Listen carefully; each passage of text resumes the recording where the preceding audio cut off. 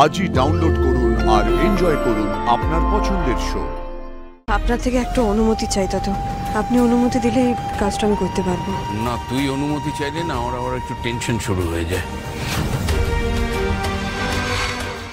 যাকে বল কিসের অনুমতি?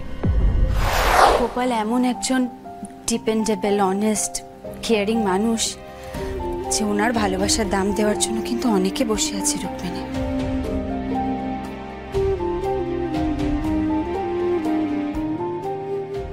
তোমাদের ডিভোর্সের পরেও আমি এই বিয়েতে কেন রাজি হচ্ছি জানো? এই শর্তে রাজি হচ্ছি যে তুমি গোপালের ভালোবাসার দাম দেবে। ওনার মতো মানুষ কিন্তু অনেক ভাগ্য করে মেলে রুক্মিণী। পারবে তো? কথা দাও যে ওনাকে ভালো রাখবে।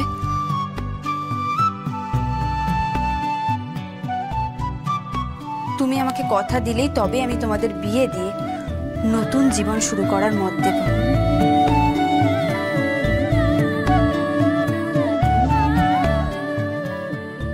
এগুলোতে কি করছিস মা?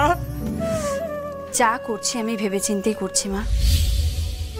গোপাল, আমি জানি আপনার মনিকে বাস করে, কিন্তু তবুও ভেবেছিলাম আমার ভালোবাসা দিয়ে আমি আপনার মনটা জয় করে নিতে পারবো, কিন্তু এখন আর সেটা সম্ভব না। রুক্মিণী তো চলে এসেছে। আপনি ভালো থাকবেন গোপাল।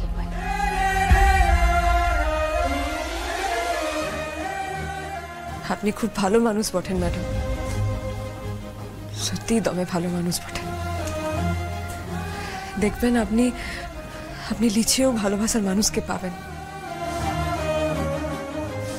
নিশ্চয়ই পাবেন। ভালোবাসা মানে তো ভালোতে বাস করা, তাই না? আর আপনি তাই করলেন। আমার দাদার ভালোবাসার লিগে আপনি আপনি নিজের ভালোবাসাটা ত্যাগ করলেন। আপনার ভালো হবে ম্যাডাম, তবে ভালো হবে। সিরিয়াসলি আমরা তো ভেবেছিলাম এখানে এসে বিশাল বড় ঝামেলা হবে। আপনি ভিডিও প্রশাসনিক ক্ষমতা আছে আপনার, তা সত্ত্বেও আপনি হ্যাটস অফ দিদি, হ্যাটস অফ। প্রশাসনিক ক্ষমতা দিয়ে কি জীবন যুদ্ধ জয় করা যায় ভাই? যায় না। পারুল, বলছি তুমি নিচে গিয়ে পুরোহিতকে বলো আরেকটা লগ্ন আছে, গোপাল আর রুক্মিণীর বিয়ের আয়োজন করতে।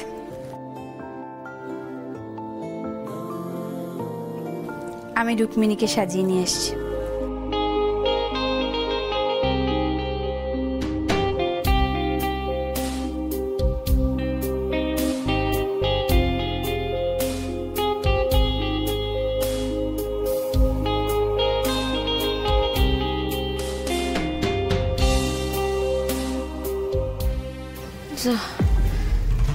এইভাবে সবটু ছাড়ি দিল, কি রে বাবা।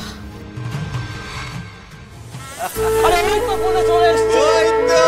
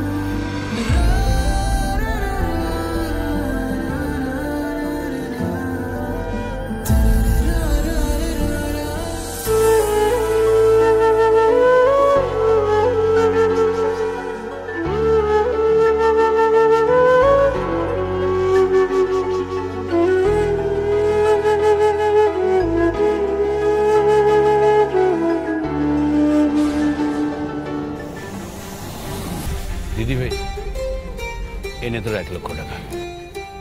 তুই তোর স্কলারশিপে যে টাকাটা লন্ডন যেতে খরচা করেছিলি, তোর সেই প্রাপ্য টাকাটা আমি ফিরিয়ে দিলাম।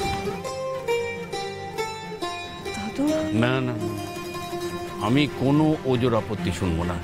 নে ধর ধর।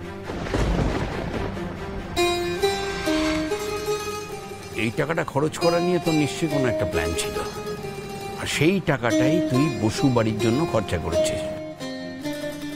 কৃতজ্ঞ করে দিয়েছিস দিদি। ছি ছি দাদু, অমন কথা বলবেন না। নে টাকাটা ধর।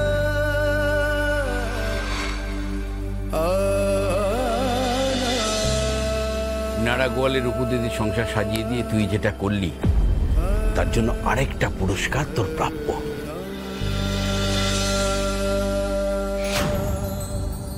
টাকা ফেরত দিয়ে হলো না আবার পুরস্কার?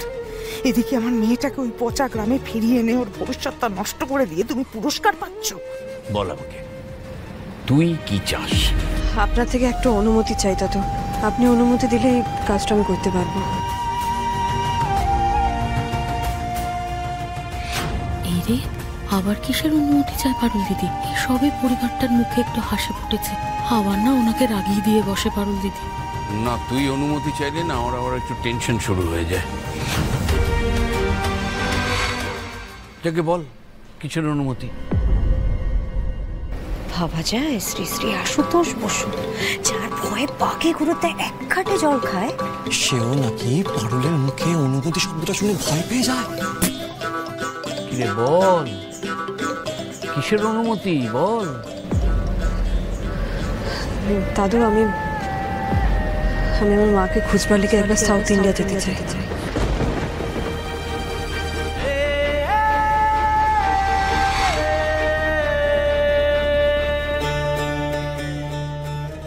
সাউথ ইন্ডিয়া একা?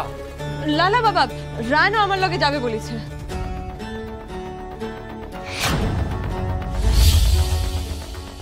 তুমি জানো তোমার মা সাউথ ইন্ডিয়াতেই আছেন? জানি, মানে ওখানে একজন জার্নালিস্ট আছে, ওর নাম সদাশিবন। উনি কর্ণাটকের ম্যাঙ্গালোরে থাকেন। উনি তো আমার প্রধান সোর্স, যে আমার মায়ের সম্পর্কে একেবারে অথেন্টিক ইনফরমেশন দিতে পারবে। ওর সঙ্গে দেখা করতে যাবো আমি।